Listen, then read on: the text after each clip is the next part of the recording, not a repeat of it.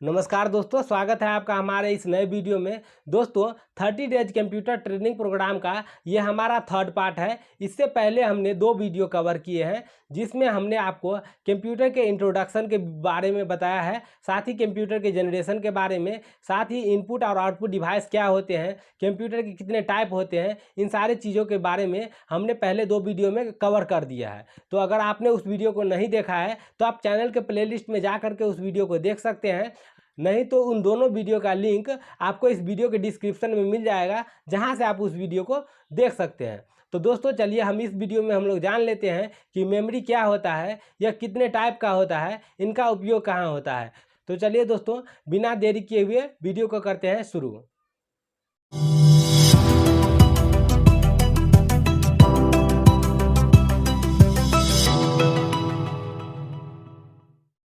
तो चलिए दोस्तों इस वीडियो में हम लोग जान लेते हैं कि मेमोरी क्या होता है।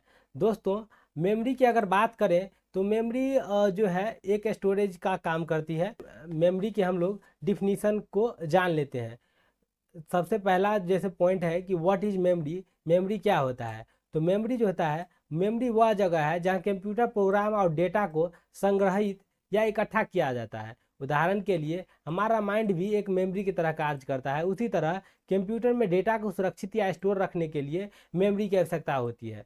तो चलिए दोस्तों आगे हम लोग समझते हैं मेमोरी के टाइप्स के बारे में। मेमोरी के कितने टाइप होते हैं। मेमोरी 3 प्रकार के होता है। सबसे पहले की बात करें तो वो होता है प्राइमरी मेमोरी, दूसरा होता है आपका सेकेंडरी मेमोरी और तीसरा होता है कैश मेमोरी। तो चलिए दोस्तों प्राइमरी मेमोरी को समझते हैं कि प्राइमरी मेमोरी क्या होता है। प्राइमरी मेमोरी 2 टाइप्स के होते हैं। सबसे पहला होता है रैम मेमोरी और दूसरा होता है रोम मेमोरी। दोस्तों ये रैम क्या होता है और रोम क्या होता है, दोस्तों ध्यान से इस वीडियो को पूरा देखिए, क्योंकि बहुत सारे दोस्तों को रैम और रोम में बहुत ज़्यादा कन्फ्यूजन होता है। तो चलिए दोस्तों हम लोग जान लेते हैं कि रैम मेमोरी क्या होते हैं। तो दोस्तों रैम की बात अगर करें तो रैम का जो पूरा नाम यानी फुल फॉर्म जो होता है वो होता है रैंडम एक्सेस मेमोरी। दोस्तों जैसा कि बहुत सारे एग्जाम में भी रैम का फुल फॉर्म पूछ दिया जाता है, तो आप लोगों को ध्यान रखना है कि रैम का फुल फॉर्म जो होता है वो रैंडम एक्सेस मेमोरी होता है। यह सिलिकॉन की बनी होती है, मेमोरी एक चिप होती है। दोस्तों अगर पूछा जाए कि मेमोरी किसका बना होता है तो आपको आंसर देना है कि यह सिलिकॉन की बनी होती है। दोस्तों जिसमें डेटा वो प्रोग्राम अस्थायी होता है यानी टेम्पररी होता है। रैम जो होता है, रैम में कोई भी डेटा अस्थायी रूप से मौजूद रहता है, लोड या स्टोर रहता है। इन डेटा वो प्रोग्राम का प्रयोग सीपीयू द्वारा प्रोसेसिंग के दौरान किया जाता है। यह कंप्यूटर की प्राइमरी या मुख्य मेमोरी होती है। दोस्तों जैसा कि आप लोग समझ सकते हैं कि प्राइमरी या मुख्य मेमोरी जो है वो रैम को कहा गया है। और रैम को अस्थायी होने का क्या मतलब है, तो चलिए इसको भी हम लोग समझ लेते हैं। इसके अस्थायी होने का मतलब यह है कि इसके द्वारा होल्ड या स्टोर जो यानी संग्रहित करने वाले डेटा प्रोग्राम यदि किसी सेकेंडरी स्टोरेज डिवाइस जैसे हार्ड डिस्क आदि में न हो तो स्टोर हुए सारे डेटा इन्फॉर्मेशन स्वतः ही नष्ट हो जाते हैं। यानी कहने का मतलब ये है कि अगर कोई भी आप डेटा कंप्यूटर में अगर सेव करते हैं, वो अगर किसी हार्ड डिस्क आदि में सेव नहीं किए गए हैं तो कुछ टाइम के बाद वो जो है डेटा आपका ऑटोमेटिक नष्ट हो जाता है। और नोट में आप लोग इसको भी आपको अच्छा से ध्यान रखना है कि रैम किसी डेटा वो प्रोग्राम को केवल अस्थायी तौर पर स्टोर या होल्ड कर सकता है। यही कारण है कि रैम को वोलेटाइल मेमोरी भी कहा जाता है। दोस्तों इन सारी चीज़ों के बारे में अच्छा से आप लोग समझिए, और जो आपको इम्पोर्टेंट लगे वो आप अपने नोटबुक में नोट भी कर सकते हैं। तो चलिए दोस्तों रैम के टाइप्स के बारे में हम लोग समझ लेते हैं कि रैम के कितने टाइप होते हैं। दोस्तों रैम के 2 टाइप होते हैं। कौन कौन, एक होता है एस रैम और दूसरा होता है डी रैम। एस रैम को जो है वो स्टैटिक रैंडम एक्सेस मेमोरी कहा जाता है। जैसा कि एस का मतलब होता है स्टैटिक्स और रैम का आपको फुल फॉर्म पहले ही हमने आपको बता दिया कि रैंडम एक्सेस मेमोरी होता है। इस प्रकार रैम में एक बार लोड या स्टोर हुए डाटा वो प्रोग्राम तब तक संग्रहित रहते हैं जब तक इसे निरंतर पावर सप्लाई मिलती रहती है अथवा प्रोसेसिंग में उपयोग हो रही फाइल या प्रोग्राम को बंद न किया गया हो। आप लोग एस रैम को इस तरह से समझ सकते हैं कि जब तक आप कंप्यूटर को ऑन रखते हैं और किसी भी डेटा को बार बार आप सर्च लिस्ट में सर्च करते रहते हैं तो वो डाटा जो सेव होता है वो एस रैम में सेव होता है। ठीक है, जैसे ही आप प्रोग्राम को बंद करते हैं तो वो चीज़ ऑटोमेटिक डिलीट हो जाता है। तो चलिए आगे हम लोग डी रैम के बारे में समझते हैं। डी रैम का फुल फॉर्म होता है dynamic random access memory. D RAM का खोज जो है वह सबसे पहले 1968 ईस्वी में रॉबर्ट डोनार्ड के द्वारा की गई थी। डेंटल कॉरपोरेशन वह कंपनी थी जिसने 1970 के दशक में इसे बाजार में लॉन्च किया था। डायनेमिक रैम को बार बार रिफ्रेश करने की ज़रूरत होती है। यहाँ रिफ्रेश का मतलब डायनेमिक रैम चिप को रिचार्ज या पुनः अवशोषित करने से है। जैसा कि आप लोग देख सकते हैं कि ये जो है ये आपका डी रैम है, जो कि आप लोग यहाँ पे देख सकते हैं। तो चलिए दोस्तों आगे हम लोग समझते हैं रोम के बारे में।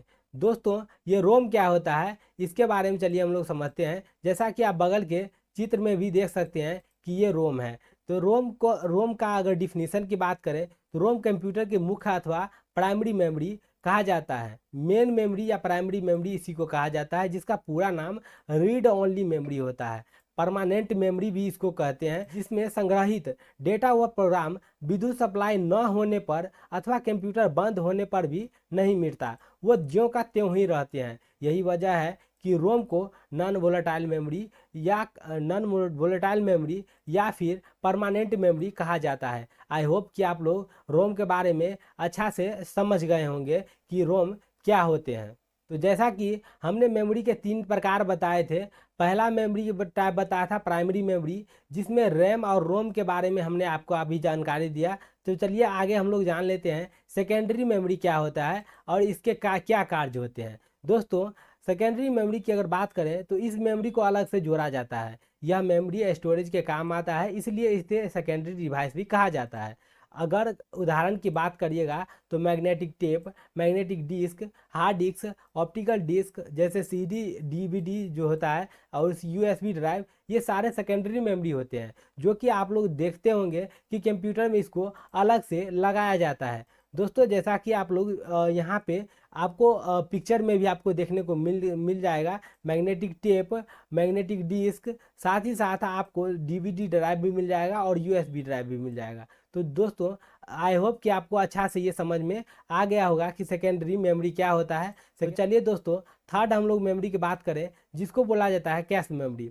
दोस्तों कैश मेमोरी क्या होता है? कैश मेमोरी एक अत्यधिक तीव्र गति की कम संग्रहण क्षमता वाली अस्थायी मेमोरी होती है। इसको सीपीयू या मेन मेमोरी के मध्य लगा दिया जाता है, जिसका प्रयोग प्रोसेसिंग के दौरान बार बार उपयोग में आने वाले डेटा व निर्देशों को अस्थायी तौर पर लोड करने के लिए किया जाता है। दोस्तों ये जो होता है कैश मेमोरी, ये भी एक अस्थायी तौर पे डेटा को सेव करने के लिए इसका उपयोग किया जाता है, जो कि किसी भी डिवाइस के अंदर में इस्तेमाल किया जाता है। तो आई होप कि आप लोग मेमोरी अच्छा से समझ गए होंगे कि मेमोरी क्या होता है, साथ ही मेमोरी के कितने टाइप होते हैं। तो चलिए दोस्तों इस वीडियो में इतना ही।